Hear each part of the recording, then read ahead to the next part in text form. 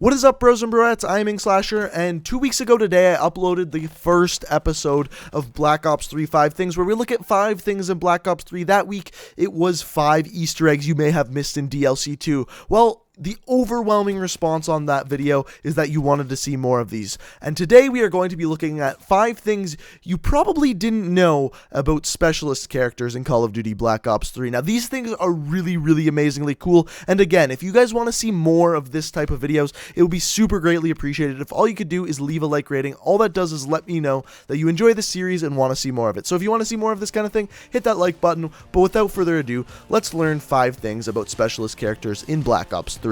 So the first thing we're looking at today has to do with Reaper. Now, as we know, Reaper's a robot, and the specialist ability we're going to be looking at is Psychosis. Now, with Psychosis, as we know, normally what happens, you call in Psychosis, and all of your little hologram robot things run in opposite direction. So I was wondering what would happen if you called them in while you were underwater, and guess what?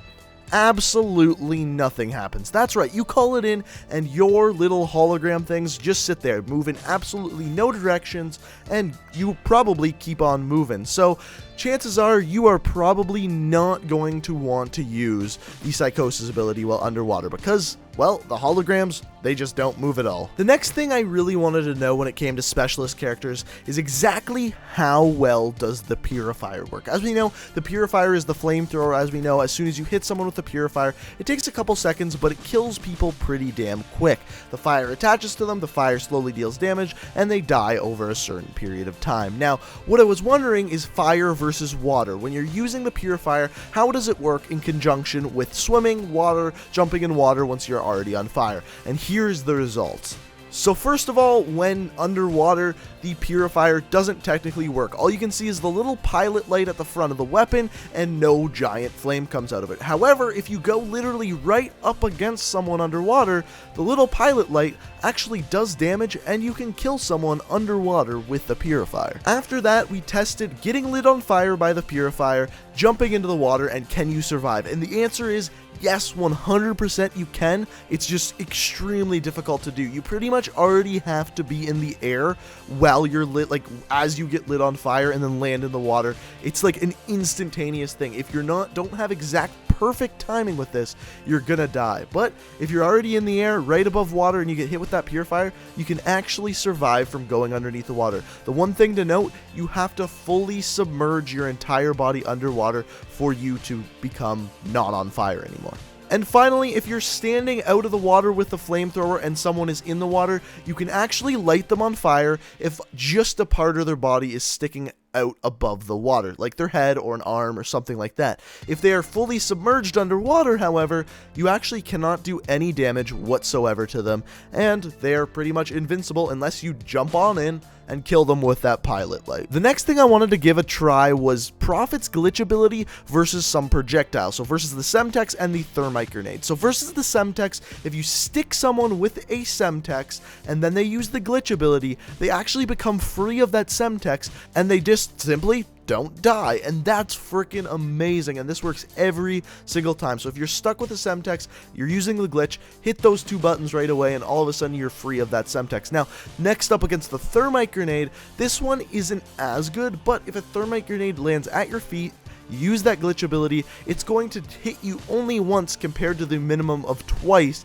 as if you just try to run away from that thermite grenade, which is actually pretty good. You get a little bit less damage done to you, and it's that much easier to survive from it. Another thing I wanted to know as far as specialist characters go was how good is Battery's kinetic armor versus some specific specialist weapons. Now, the specialist weapons I tested it against were the big one-hit kill ones, so the Annihilator, the Sparrow, and finally the Tempest. Now, up against the Annihilator went right through that kinetic armor, sent Battery flying, and killed her.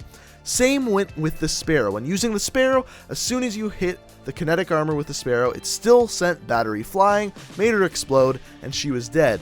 However, when using the Tempest, you actually called in that Tempest, shot Battery with it, and it used up the entire kinetic armor, but did absolutely no damage to Battery itself. Just got rid of the kinetic armor, no chain lightning whatsoever, and no damage was done to Battery. And I thought that was really cool. So if you are using that kinetic armor, you see someone pop that Tempest, you should be safe.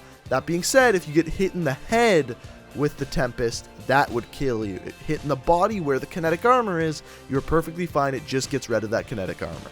So the final thing, at least I didn't know about specialist characters, had to do with the glitch ability and then the other specialist weapons that did damage over time. So here we're looking at it versus the Purifier and finally versus the Hive ability, two of the specialist weapons that again deal damage over time. Now with the Purifier, once you're lit on fire, you use glitch and then guess what? You stay on fire. There's no getting away from that Purifier fire other than from quickly jumping into water. And finally, versus Hive. Now, if you use the glitch ability right after you pop that Hive bubble, guess what?